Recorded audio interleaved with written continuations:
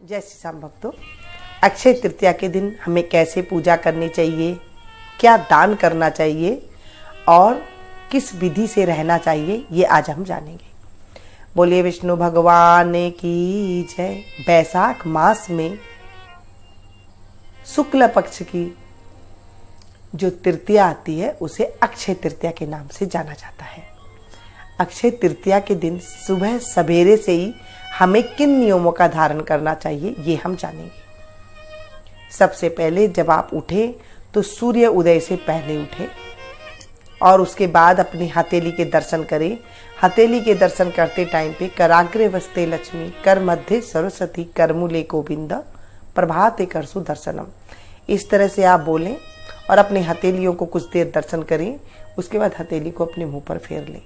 अगर आपको ये मंत्र नहीं आता है, बोलना कुछ नहीं आता है, तो आप थोड़ी देर हथेली को देख करके उसके बाद मुंह पर हाथ फेर सकते हैं। धरती माता को चरण रखें, तब धरती माता को स्पर्श करें, हाथ जोड़े, हे धरती माता आज का दिन मेरा शुभ शुभ हो, इस तरह से बोल करके आप उठें। फिर भगवान जी के दर्शन करें। जो भी आपके घर में भगवान जी जिन्हें भी आप मानते हैं, मनसा पूजन भी आप कर सकते हैं कि उन्हें देखें आप मन से कि हाँ मैं उनका दर्शन कर रही हूँ, या फिर आप साक्षात जो भगवान लगा रखे उनके भी आप दर्शन कर सकते हैं। फिर मेन गेट पर जो डोर है उसे आप खोलें। जैसे आप फ्लैट में रह रही हैं तो जो आपका मेन गेट है उसे ही आप मेन गेट मान लें, और जो आप नीचे रह रही हैं तो आप उसमें जो है दोनों दरवाजों पे थोड़ा पानी डालें, या फिर काफ़ी सारा पानी जो है मेन गेट पर आप डालें।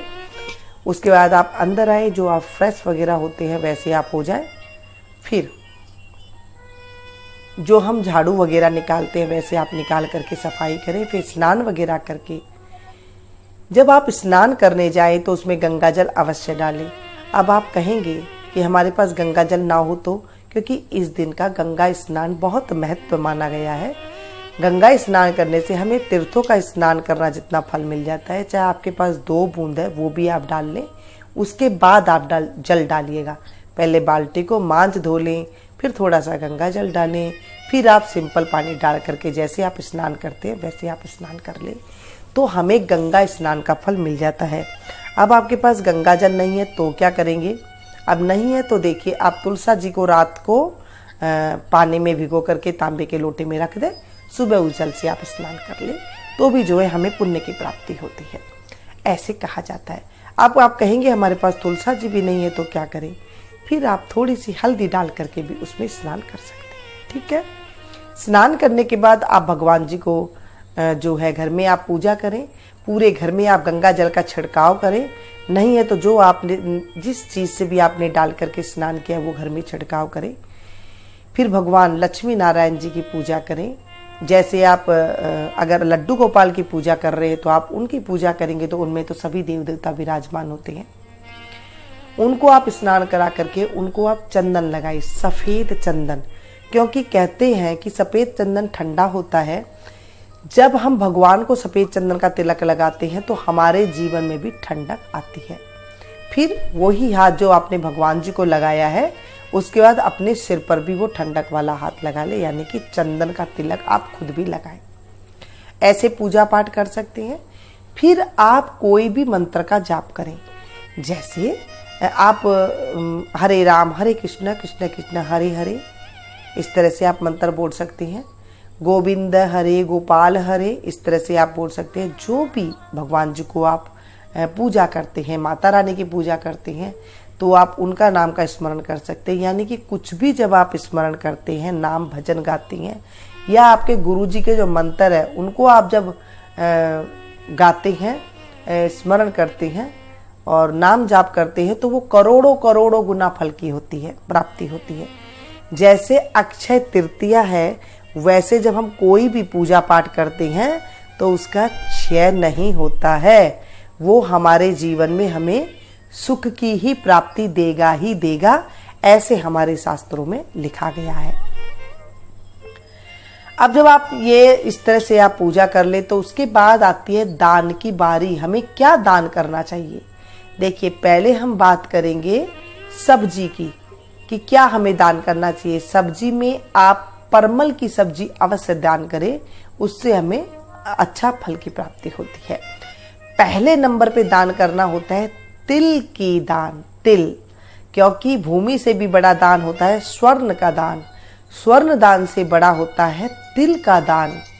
अब आप कहेंगे तिल कौन से दान करने हैं, काले या सफेद? आपके पास जो तिल है आप वो ले सकती हैं। कहीं कहीं पर काले तिल मिलते हैं, कहीं कहीं पर सफेद तिल मिलते हैं, उसका आप दान कर सकते हैं। सत्तू का विशेष महत्व है, सत्तू का आप दान कर सकते हैं। बाजार में मिलते हैं या फिर घर पे आप बना करके सत्तू दान कर सकते हैं। शरबत की बोतल का आप दान कर सकते हैं। फ्रूट की बात करें तो ककड़ी सबसे ज़्यादा महत्व बताई गई है। वैसे आप खरबूजा ले सकते हैं, तरबूज ले सकते हैं, कोई भी आपकी जो मर्जी है, आलू ले सकते हैं, जो आपके सामर्थ है, जो आपके घर में है वो चीज़ें इनमें से आप ले सकते हैं। मैंने मेन चीज़ें बता दी है कि जैसे तिल है, सत्तू है, परमल है, ककड़ी है, इस तरह से आप इसका दान कर सकते हैं। पंखे का बड़ा महत्व बताया गया है, हाथ के पंखे आप इस दान दे सकते हैं। इस तरह से दान करने से जो है सुख की प्राप्ति होती है और हमारे जीवन में जो कष्ट होते हैं उसकी निवृत्ति होती है। ये दान की बात आ गई। छाता अवश्य देना चाहिए इस दिन। छाता दान करने से हमारे जीवन के कष्ट दूर होते हैं। आप इसमें सूती कपड़ा दान दे सकते हैं और इस तरह से जो है दान की महिमा अपरंपार बताई गई है। एक दान करने से हमें करोड़ों गुना उसका फल जो है अक्षय गुना हो जाता है, अक्षय हो जाता है, तो भगवान भी देने के लिए हमें मजबूर हो जाएगा। ऐसे दान करना चाहिए। ध्यान रखिएगा, आप कोई भी दान करते हैं उसमें दक्षिणा अवश्य रखें, ताकि उसमें कोई भी भूल चूक हो तो आपको उसमें जो है क्षमा याचना हो जाए। शरबत की बोतल आप दान कर सकते हैं। आप लोगों को ठंडा जल पिला सकते हैं, मीठा जल पिला सकते हैं, नहीं तो आपके घर में कोई अतिथि आए उन्हें आप पिला सकते हैं। आप पूजा पाठ पे मैंने आपको बता दिया, मंत्र जाप आप जितना भी करेंगे उसका आपको बहुत ज़्यादा फल की प्राप्ति होगी। नमः शिवाय का जाप कर सकते हैं। जो भी आपको पसंद है वो नाम आप जाप कर सकते हैं। ये मैंने आपको सारी बातें बता दी।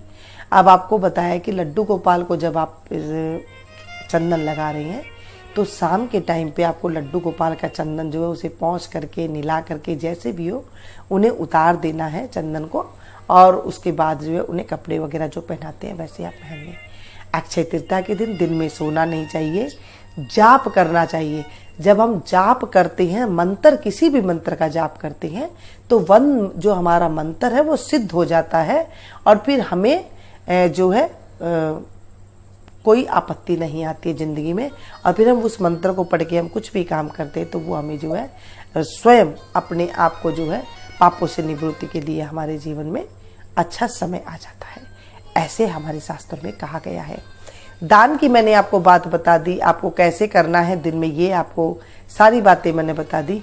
और मैं दूसरी वीडियो बनाऊंगी जिसके अंदर मैं और भी सारी बातें बता दूंगी, और अगर आपका कोई क्वेश्चन है तो वो बताइए। अच्छा, पूजा विधि मैं आपको और बताती जाती हूँ जाते जाते। जैसे पूजा विधि कई लोगों के क्या करते हैं, आजकल देखा देखी चलन है कि हमें कैसे पूजा करना चाहिए। हाँ, दान में आप खिचड़ी का दान अवश्य करें। जैसे दाल और चावल मिला करके आप खिचड़ी का दान अवश्य करें, इससे अक्षय पुण्य की प्राप्ति होती है। ध्यान रखिएगा, जब आप खिचड़ी का दान करें तो उसके साथ नमक और घी देना बिल्कुल भी नहीं भूलिएगा।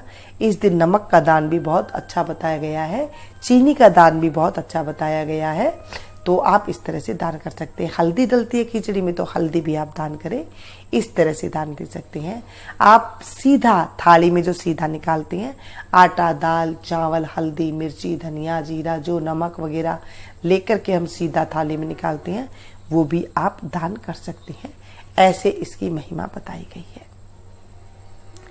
फिर भी अगर कुछ रह जाता है तो आप क्वेश्चन करके पूछ सकते हैं, उसके बाद मैं आपको जो है जवाब दे दूंगी। और ये थी छोटी सी जानकारी, इसे ज़्यादा से ज़्यादा अपनों के साथ शेयर कीजिएगा ताकि उन्हें भी फायदा मिल सके।